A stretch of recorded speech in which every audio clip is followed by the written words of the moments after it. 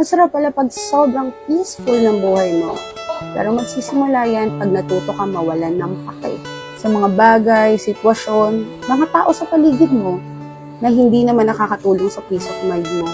Yung dati apektado ka sa mga masasama o masasakit na salita na sinasabi sa'yo, yung mga negatibong opinion tungkol sa buhay mo, sa itsura mo, sa ugali mo, yun talagang dinidibdib mo. Yung talagang malaking impact sa'yo. Pero na-realize ko, bakit ako magpapa-apekto o bakit ko sisirain yung peace of mind ko sa mga taong wala naman ambag sa buhay ko.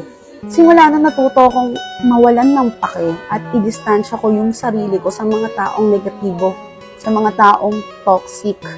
Kaya simula nun, sabi ko, bakit ko sasayangin yung energy ko, yung oras ko sa mga taong toxic na hindi naman nakakatulong sa pang-araw-araw ko.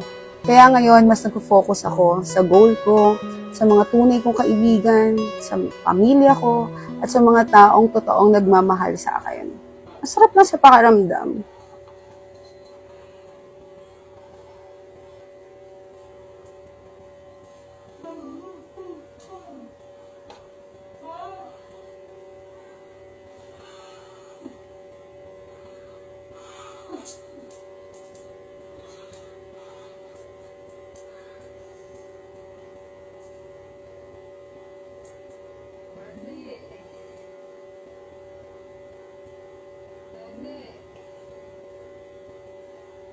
Mali nga kasi. Ulit.